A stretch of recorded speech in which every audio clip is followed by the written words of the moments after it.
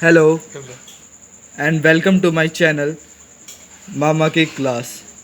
आज हम इस वीडियो में क्लास 12th के मैक्रो इकोनॉमिक्स के chapter 1 circular flow of income के बारे में जानेंगे।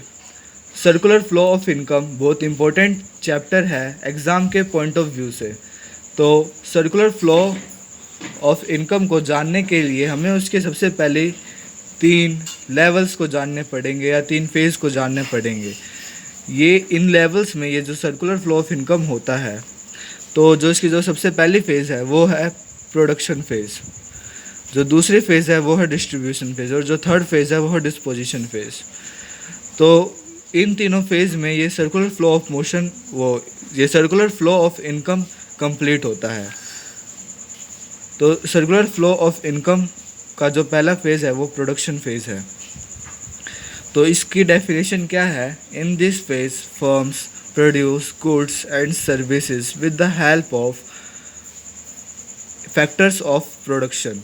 इसका मतलब ये है कि इस फेज़ में जो फर्म्स होती है वो किसी भी गुड्स या सर्विसेज को प्रोड्यूस करने के लिए फैक्टर्स ऑफ प्रोडक्शन की मदद लेती है।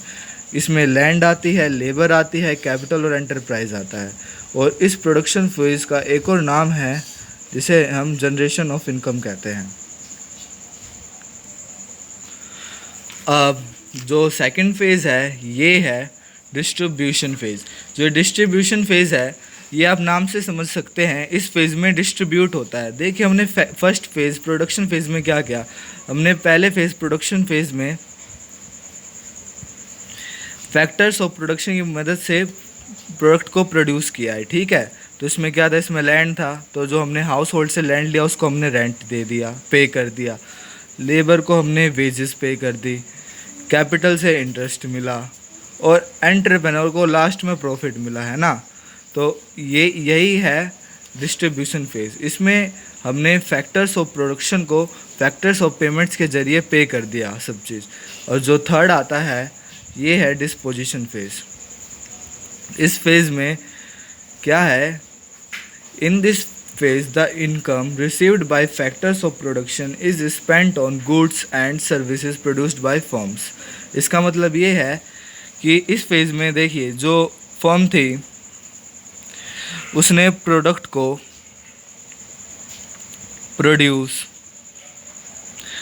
किया, फिर उसने क्या कहते हैं, फर्म ने हाउस होल्ड को पे कर दिया। अब हाउस होल्ड उसके फर्म्स के बनाए हुए प्रोडक्ट को कंज्यूम करेगी। उससे कंजप्शन करने से फर्म्स को क्या होगा, प्रॉफिट होगा। जो फर्म को प्रॉफिट हुआ है वो उसको दोबारा प्रोडक्ट बनाने में यूज़ करेगी, अपने प्रॉफिट के पैसे को दोबारा प्रोडक्शन में यूज़ करेगी। और यही है डिस्पोजिशन फेज़। उम्मीद है आपको डिस्पोजिशन फेज़ भी समझ में आ गया होगा। अब हम सीधा सर्कुलर फ्लो ऑफ इनकम को समझेंगे। देखिए ये है circular flow of income. It refers to a cycle that represent flows of money between firms and households। इसका मतलब ये है कि सर्कुलर फ्लो ऑफ इनकम से यह तात्पर्य है कि ये एक साइकिल है। जैसा कि आप इधर देख सकते हैं, ये जो पूरा डायग्राम है ये एक साइकिल है। इसमें प्रोडक्शन फेज़ में सबसे पहले फर्म्स प्रोड्यूस कर रही है प्रोडक्ट को,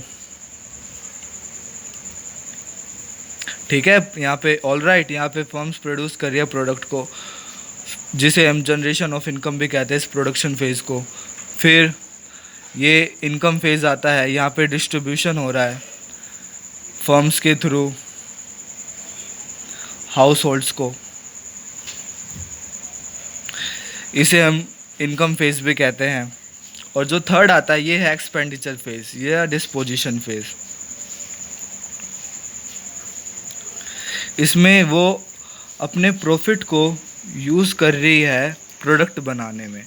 तो ये पूरी जो साइकिल है, ये cycle he circular flow of income है और ये इसकी पूरी डेफिनेशन है। आप ये डायग्राम ज़रूर बनाइएगा अपनी कॉपी में, ये डायग्राम बहुत ज़रूरी है।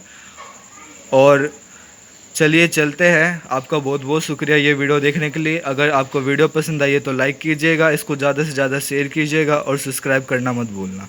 धन्यवाद आपका।